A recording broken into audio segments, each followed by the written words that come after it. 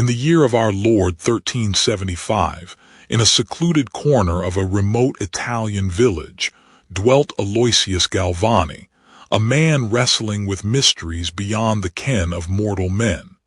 His obsession, the spark of life itself.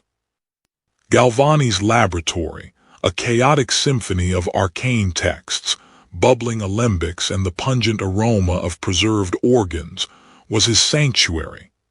Here, amidst the medieval squalor, he sought to unravel the secrets of existence. With each spark, each twitch of the lifeless limb, Galvani's conviction grew. Electricity, the ethereal fire from the heavens, held the key to reanimation. The church spoke of divine soul, but Galvani sought a scientific explanation. He delved into forbidden texts, whispered rumors of ancient pagan rituals, and the forgotten wisdom of bygone eras. He sought any advantage, any shred of knowledge to further his pursuit. Aloysius was not alone in his endeavors. Brother Thomas, a Benedictine monk torn between his faith and burgeoning respect for Galvani, assisted him in procuring specimens, battling his conscience at every turn. "Is this not defying God's will, Aloysius?" Brother Thomas would often ask, his voice laced with trepidation. "We are not meant to tamper with the very essence of life." Galvani, lost in his scientific fervor, would retort, "But Thomas, if we can understand the mechanism of life, can we not alleviate suffering? Can we not conquer even the Black Death that plagues our land?" Each success, no matter how small, fueled his obsession. Each failure only strengthened his resolve. He meticulously documented his findings, convinced he was on the verge of a breakthrough. News of Galvani's work reached Lady Isolde, confined to the local convent by a mysterious illness. Hope flickered within her, for she saw in his experiments a potential cure. Isolde, through Brother Thomas, secretly provided Galvani with forbidden knowledge, ancient texts promising insights into the workings of the body and the nature of life's elusive spark. With the illicit texts in hand, Galvani intensified his experiments, driven by a growing fervor, oblivious to the whispers of suspicion and the gathering storm of condemnation. For the eyes of the Inquisition were upon him. Accusations of heresy and dark sorcery began to surface, threatening to extinguish the alchemist's spark and plunge him into the abyss of religious persecution. The weight of the burlap sack pressed against Brother Thomas's conscience as much as his calloused hands. Inside, a trio of rabbits fidgeted, destined not for the stew pot but for Galvani's strange experiments. He wrestled with his vows, each rustle of the creatures a tiny hammer blow against his peace. Galvani's workshop reeked of formaldehyde and ozone, a bizarre blend of death and unnatural energy. He peered at the frog's exposed muscles, a spark of manic excitement in his eyes. Tonight, he would test a new hypothesis, a refinement of his theories on animal electricity. Thomas watched, mesmerized and horrified, as Galvani applied a strange metal rod to the frog's leg. The muscle twitched, convulsed. A silent scream caught in Thomas's throat. Was this science or some dark perversion of God's design? "It lives," Galvani exclaimed, his voice a hoarse whisper laced with triumph. "The vital spark, Thomas, I have found it." He barely noticed the monk's distress, lost in the intoxicating allure of his discovery. Whispers began to snake through the village like tendrils of morning mist. Old Ilara, the weaver, swore she saw strange lights emanating from Galvani's workshop late at night. Others spoke of unnatural sounds, of animals screaming in torment. Within the quietude of the convent, Lady Isolde devoured the forbidden texts Galvani craved. She saw in his relentless pursuit a flicker of hope, a chance to defy the illness that held her captive. The knowledge she gleaned felt like a dangerous, precious secret. In the dim sanctuary, Brother Thomas sought solace. Each prayer felt like a betrayal, a plea for forgiveness for sins he was actively committing. He justified his actions as helping a man seeking knowledge, but the nagging doubt remained. Was he serving God or defying him? "Don't you see, Thomas?" Galvani exclaimed, his voice bordering on frantic.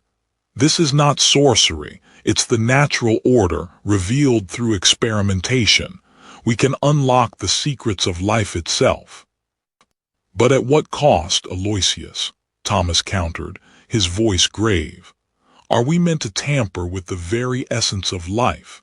Is this not a path fraught with peril, leading us away from God's grace?" "They say he's raising the dead," muttered a gaunt farmer to his neighbor, "bringing demons into the world with his foul contraptions. The Inquisitor should be told." The seed of fear had been sown, and it was beginning to sprout. Isolde dipped her quill in ink, her hand trembling slightly. She would not let fear dictate her fate. Galvani's work, regardless of its outcome, had ignited a spark of defiance within her. She would fight for her life, armed with knowledge and unwavering hope. Unaware of the mounting fear and suspicion, Galvani continued his work, driven by an insatiable hunger for knowledge. He was on the verge of a breakthrough, he felt it in his bones. But breakthroughs, he was soon to learn, often come at a terrible price. Lady Isolde's days were a monotonous cycle of prayer, meager meals, and fitful sleep. The illness that plagued her had stolen her vitality, leaving her a prisoner within the convent walls and her own failing body. Galvani, seeking ingredients for his ever-stranger tinctures, found himself frequently at the convent's door. Brother Thomas, ever the reluctant accomplice, stood as mediator between Galvani's persistent requests and the abbess's guarded permission. Brother Thomas knew of Lady Isolde's sharp intellect and her insatiable thirst for knowledge, often diverted by the convent's limited library. He couldn't help but wonder if Galvani's unconventional pursuits might spark something within her dimmed spirit.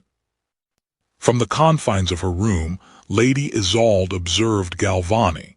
His frantic energy, so unlike the serene rhythm of the convent, was intriguing. She had overheard whispers of his experiments, dismissed by the other sisters as madness, but something about them resonated with her own desperate search for a cure. A message, delivered through Brother Thomas with a knowing glance, invited Galvani to a clandestine meeting. The promise of knowledge, of ancient remedies and forgotten theories, was too alluring to resist.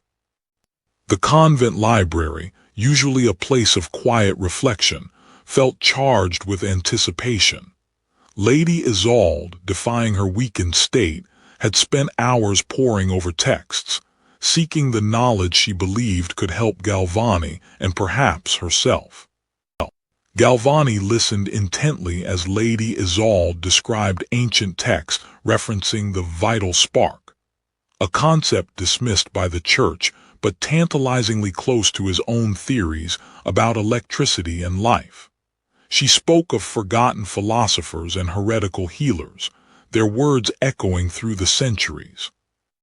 She showed him diagrams of nerve structures, crude but suggestive, and passages describing the manipulation of animal bodies through focused energies. The texts hinted at practices deemed pagan, but their potential applications were undeniable. Galvani, usually so quick to experiment, felt a moment of hesitation. The knowledge Lady Isolde offered was forbidden, bordering on heresy, but the lure of understanding life's secrets was too strong to resist. He copied down the diagrams, his hand trembling with anticipation. Brother Thomas, knowing the risks, stood watch outside the library. He prayed for guidance, torn between his duty to the church and his growing belief in the power of knowledge, even knowledge deemed dangerous. As Galvani prepared to leave, Lady Isolde pressed a small bundle of texts into his hands. "Use this knowledge wisely, Master Galvani," she whispered. "Perhaps within these pages lies not only the secret to life, but to my own salvation as well." Galvani, clutching the forbidden knowledge, returned to his workshop. The night was alive with possibility, with the promise of unlocking the secrets of life itself. But he also knew that he was walking a dangerous path, one that could lead to damnation. The whispers started subtly, like the rustling of dry leaves in the wind. But they grew, fed by fear and ignorance, until they reached the ears of those who held the power of life and death. Brother Thomas felt the unease in the village. The pious were becoming more fervent, the fearful more vocal. He prayed for guidance, torn between his faith and his growing respect for Galvani's relentless pursuit of knowledge. Confined within the convent walls, Lady Isolde felt the shift in atmosphere. A cold dread, heavier than her illness, seemed to seep through the stone, chilling her to the bone. The arrival was heralded by the clatter of hooves and the rustle of black robes. The Inquisitor, a man whose name was whispered with fear, had come to the village. He listened, his face an impassive mask, as villagers recounted tales of strange experiments, of animals disappearing, and of unnatural sparks seen flickering in the night. Fear painted their stories with exaggeration and suspicion. Galvani, lost in his world of scientific pursuit, remained ignorant of the storm gathering around him. He saw only the tantalizing glimpse of understanding, the potential to unlock the secrets of life itself. "He seeks knowledge, Inquisitor," Brother Thomas pleaded, his voice filled with a desperate hope. "He does not dabble in the dark arts but strives to understand God's creation." His words hung in the air, fragile against the Inquisitor's hardened skepticism. Lady Isolde heard the rumors, the accusations of heresy and dark magic. She feared for Galvani, but also for the flicker of hope his experiments had ignited within her. "Your experiments," the Inquisitor stated, his voice cold and sharp, "are a perversion of God's natural order. Explain yourself, Galvani." The air crackled with tension, thicker than any electrical spark. "I seek only to understand the spark of life, to conquer disease and death," Galvani stammered, his hands gesturing frantically. "There is no heresy in seeking knowledge, only in denying it." The Inquisitor remained unmoved. "Such hubris," he murmured, his eyes gleaming with cold judgment. "You play with forces beyond your comprehension, and for that you will be judged." The shadow of the Inquisition had fallen upon the village, chilling every heart and silencing every dissenting voice. Fear reigned, and the fate of Aloysius Galvani hung precariously in the balance. The convent messenger arrived under the cloak of night, a silent figure bearing a treasure more precious than gold. An ancient text, its pages brittle and yellowed with age, detailing pagan rituals and forbidden knowledge. Lady Isolde had kept her promise. A flicker of hope ignited within Lady Isolde's heart. The forbidden text, entrusted to Galvani's capable hands, offered a chance, however slim, of unlocking the secrets to her ailment and perhaps defying fate itself. Galvani devoured the text, its archaic language and cryptic illustrations fueling his already fervent imagination. He recognized elements of long-forgotten pagan beliefs intertwined with early anatomical observations, offering a new perspective on the vital force he sought to harness. Brother Thomas watched with growing apprehension as Galvani's experiments took on a darker, more unsettling turn. The ancient text had unleashed a new wave of fervor in Galvani, pushing him beyond the boundaries of accepted science and into realms that felt disturbingly pagan. Galvani constructed elaborate devices, meticulously following the instructions in the ancient text. He built a complex network of wires and Leyden jars, striving to capture and control the elusive animal electricity. His obsession grew with each passing day. "Aloysius," Brother Thomas implored, his voice laced with concern, "are you certain this is wise? This text, it speaks of things that are best left undisturbed. Are you not tempting fate, or worse, inviting something unclean?" Galvani brushed off the monk's concerns, his mind consumed by his research. "Thomas, you misunderstand. I seek only to understand the nature of life, to unravel the mysteries that God has placed before us. There is no sorcery here, only science." Brother Thomas sighed, a sense of foreboding settling over him. He could see the fire of obsession burning in Galvani's eyes, a fire that threatened to consume them both. He knew he had to tread carefully. He did not want to provoke Galvani further. Galvani moved on to larger subjects. He procured recently deceased dogs, his experiments now focused on attempting to reanimate them. He believed he was on the verge of a breakthrough. Brother Thomas, horrified by the sight of Galvani's experiments, began to pray fervently. He prayed for Galvani's soul, for the village, and for forgiveness for the sins he was witnessing. With a flick of a switch, Galvani unleashed the power of his machine. The dog's limbs spasmed, its body convulsing in an unnatural dance of death and something else. Brother Thomas gasped, his face pale with terror. The line between science and sacrilege had blurred, and he feared they had crossed into a realm from which there was no return. The whispers had begun to coalesce into a palpable dread. Each twitch of a frog's leg, each spark from Galvani's contraptions, fueled the growing unease in the village. Brother Thomas wrestled with his conscience. He saw the glint of madness in Galvani's eyes, a thirst for knowledge that threatened to consume him, yet he couldn't deny the genuine spark of discovery that flickered alongside it. Strange lights and unsettling sounds emanating from Galvani's laboratory became the subject of fearful gossip.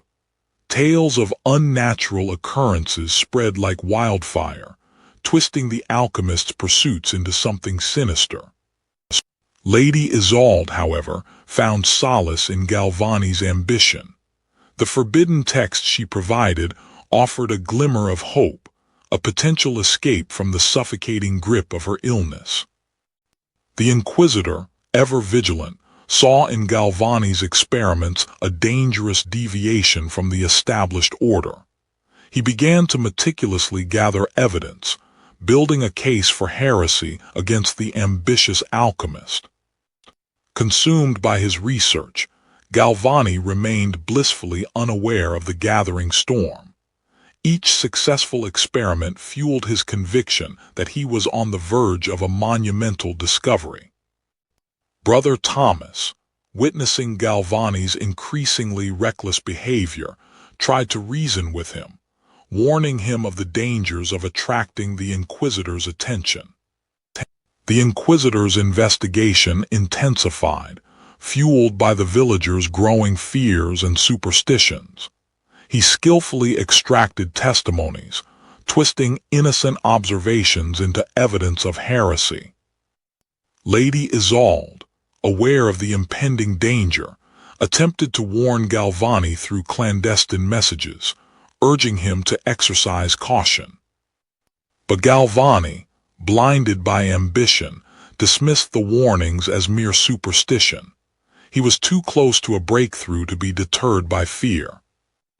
The Inquisitor, convinced of Galvani's heresy, prepared to confront the alchemist, determined to eradicate what he saw as a dangerous threat to the Church. The stage was set for a final confrontation, a clash between faith and reason, science and dogma, with Galvani standing at the epicenter of a storm he had unwittingly unleashed. The accusation hung heavy in the air, a suffocating shroud woven from ignorance and fear. Galvani's workshop, once a sanctuary of scientific inquiry, now felt like a cage. The Inquisitor's words were like icy daggers, each one aimed at the heart of Galvani's beliefs. He spoke of heresy, of dark pacts, of defying God's natural order. "I seek only to understand," Galvani pleaded, his voice echoing in the hallowed hall, "to unravel the mysteries of life, not to usurp the divine." But his words seemed to fall on deaf ears. Brother Thomas stood as a silent witness, his heart heavy with conflict. He had seen Galvani's dedication, his relentless pursuit of knowledge, but also the growing fear and suspicion it had engendered. The Inquisitor turned his gaze upon Brother Thomas, his voice laced with suspicion. "Tell me, brother, what have you seen? What heresies have been committed under your watch?" Brother Thomas felt the weight of the Inquisitor's gaze, the crushing burden of his oath. To speak against Galvani would be to condemn him, but to lie would be to betray his faith. Galvani watched Brother Thomas, his heart pounding in his chest. He knew the monk's struggle, the conflict between faith and friendship. Everything depended on his words. "Aloysius seeks knowledge, yes," Brother Thomas began, his voice measured. "But his heart is not dark. He errs perhaps in his zeal, but his intentions are pure. He believes he can alleviate suffering, understand God's creation better." The Inquisitor listened, his face a mask of impassivity. He was a master of discernment, trained to detect the slightest hint of deceit. Galvani held his breath, praying that Brother Thomas's words would sway the Inquisitor, that his life's work would not be condemned as heresy. In her secluded chamber, Lady Isolde prayed for Galvani, her heart heavy with concern. She knew the danger he faced, the power of the Church to crush those who dared to challenge its authority. The Inquisitor rose, his decision unrevealed. The accusations hung in the air, unresolved, leaving Galvani's fate shrouded in uncertainty. The battle between faith and reason had only just begun. The decree was swift and merciless, a public demonstration. Galvani was to prove before the eyes of God and the village that his experiments were not an affront to nature, not a pact with the devil, or face the consequences. Brother Thomas stood as a silent sentinel, his faith tested as never before. He prayed for Galvani, prayed for the village, prayed for guidance in a world where science and dogma seemed destined for collision. From a distance, cloistered in a room overlooking the spectacle, Lady Isolde watched. Hope and trepidation waged war within her, each vying for dominance. She knew that the fate of Galvani could alter her own path, for better or for worse. Galvani, his hands trembling slightly, arranged his instruments. He worked with a grim efficiency, each movement practiced, each connection precise. He knew that one misstep could condemn him. A ripple of unease spread through the crowd. Whispers turned into mutters, mutters into outright pronouncements of doom. Brother Thomas saw the fear taking root, twisting familiar faces into masks of suspicion. The moment arrived. Galvani took a deep breath, steeling himself. He closed the circuit. A faint spark, barely visible in the daylight, arced between the metal points. The frog's leg jerked. A single spasmodic twitch, then another, and another. The crowd gasped. Galvani stared. It wasn't the grand reanimation he had envisioned, but it was asterisk something. Something that defied explanation. something that hinted at forces beyond mortal understanding. Lady Isolde leaned forward, her breath catching in her throat. A flicker of hope ignited within her, fragile yet persistent. Perhaps, just perhaps, Galvani's spark held the key to her own liberation. Brother Thomas closed his eyes. He couldn't reconcile what he had just witnessed with the teachings of the church. Was it a miracle, or something far more sinister? Panic seized the crowd. Cries of witchcraft and heretic filled the air. The spark of scientific curiosity had ignited a firestorm of fear. Galvani stood alone, the echoes of the crowd's fear ringing in his ears. He had sought to illuminate the mysteries of life, but had only succeeded in conjuring the darkness of doubt and dread. The air crackled with anticipation. Galvani, his face a mask of nervous energy, prepared for the final act. Doubts gnawed at him, whispering insidious possibilities of failure. Brother Thomas, a silent sentinel, watched with conflicted emotions. His faith urged him to condemn the spectacle, but a nascent curiosity whispered of undiscovered truths. Lady Isolde, frail and weakened, strained to see. A flicker of hope, fragile as a butterfly's wing, stirred within her. Could Galvani's spark ignite a flame of recovery within her own failing body?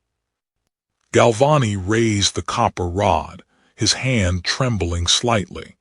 He focused his mind, attempting to ignore the judgmental gaze of the Inquisitor and the fearful whispers of the villagers. The crowd held its breath, a sea of faces etched with superstition and dread. They were witnesses to a spectacle that defied their understanding, a challenge to their very beliefs. The copper met the iron. A minuscule spark jumped and the frog's leg contracted. A collective gasp swept through the crowd. The twitch repeated, stronger this time, then ceased. Galvani stared, his mind racing. Was this the spark of life, or merely a remnant of its passing? Brother Thomas bowed his head, his silent prayers a shield against the unsettling ambiguity. He sought guidance, a sign to decipher the meaning of what they had witnessed. Lady Isolde felt a surge of something. Not life, not exactly, but a feeling of possibility, of hope where there had been only despair. Her pale face flushed with a fragile, renewed vitality. Pandemonium erupted. Some shrieked, convinced they had witnessed a demonic resurrection. Others muttered prayers, seeking divine protection. Fear, the most potent contagion, spread like wildfire. Galvani stood alone, the epicenter of the storm. He looked at the twitching leg and then the lifeless form with a mix of disappointment and confusion. Had he unlocked a secret or merely stumbled upon a meaningless phenomenon? As the sun began to set, casting long shadows across the square, Galvani looked up at the heavens. Doubt, like a chilling wind, swept through his soul, threatening to extinguish the flame of his scientific ambition. The spark had ignited, but had it illuminated truth, or merely fanned the embers of ignorance? The cheers had died, replaced by whispers of fear and doubt. Galvani, once driven by the promise of discovery, now felt the crushing weight of failure. His sanctuary, once a beacon of hope, was now a tomb of shattered dreams. Brother Thomas, his conscience burdened, found himself defending Galvani before the village elders. He spoke of the pursuit of knowledge, of understanding God's creation, even if it meant venturing into uncharted territories. He pleaded for reason, for compassion in the face of fear. News of Galvani's demonstration reached Lady Isolde within the convent walls. The ambiguous outcome, neither a triumph nor a condemnation, sparked a newfound resolve within her. She saw in Galvani's unwavering dedication a reflection of her own fight against illness. The pursuit of knowledge was, in itself, a victory. Despite the ridicule and ostracism, Galvani could not abandon his quest. He returned to his workshop, fueled by a mix of disappointment and renewed determination. The spark, though faint, still flickered within him. Brother Thomas, defying the disapproval of his peers, continued to visit Galvani. He brought food and solace, reminding him that faith and reason need not be enemies, but rather companions on the path to understanding. Inspired by Galvani's efforts, Lady Isolde took a more active role in her own healing. She sought out learned physicians, delving into the study of herbs and remedies, confronting her illness with a newfound spirit. Galvani, undeterred, continued his experiments, focusing on the intricate workings of the body. His initial ambition of reanimation had faded, replaced by a deeper, more profound curiosity about the nature of life itself. Brother Thomas, ever the shepherd, continued to tend to his flock, mending the rifts caused by fear and ignorance. He preached understanding and compassion, reminding the villagers of their shared humanity. Lady Isolde, though still frail, found strength in her newfound purpose. She walked in the convent gardens, breathing in the fresh air, embracing the hope that bloomed within her heart. Galvani, his faith shaken but not broken, turned his gaze to the heavens. The mysteries of the cosmos offered a new frontier, a new source of inspiration to fuel his relentless pursuit of knowledge.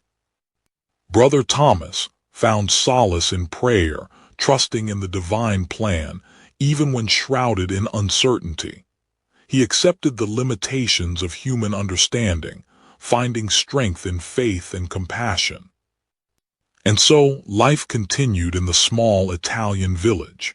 Galvani, forever marked by the events of the past, pressed onward, driven by an insatiable curiosity.